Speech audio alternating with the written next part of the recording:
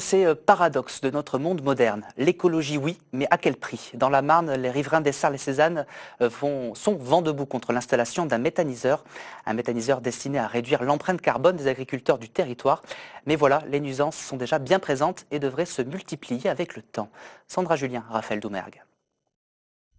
Il est installé sur un terrain de 5 hectares. Le méthaniseur de la SAS Biomarne entrera en activité en novembre prochain.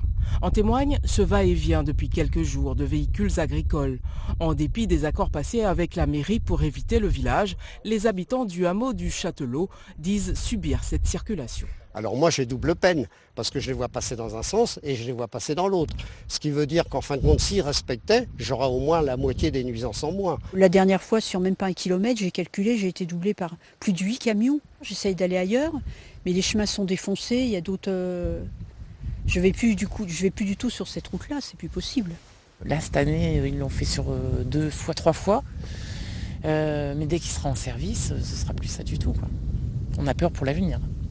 Il est prévu, comme c'est un 99,9, il est prévu 120 camions par jour. Il pointe du doigt l'état de certaines routes, pas du tout conçues pour supporter un tel trafic. Il s'inquiète aussi de l'activité que le méthaniseur générera une fois en route. Certains espèrent faire entendre leur voix par le biais d'un collectif qui dénonce les dérives autour des énergies. On minimise les impacts, on minimise la capacité d'intrants qu'il va y avoir dans les méthaniseurs. Et on ne parle pas de toutes les pollutions externes et de tout ce qui va rentrer dans le méthaniseur. C'est-à-dire qu'aujourd'hui, tout le monde est persuadé que c'est du verre, du recyclage de déchets, etc., du lisier, mais ce n'est pas que ça.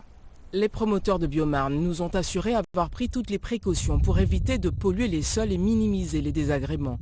Le méthaniseur devrait fonctionner avec des cultures intermédiaires à vocation énergétique et seuls 15% des cultures alimentaires entreraient dans le process. À partir du moment où on ne veut plus utiliser d'énergie fossile, forcément, les modèles qu'on est obligé de sortir vont forcément générer, à un moment ou à un autre, un minimum d'aléas. C'est comme ça.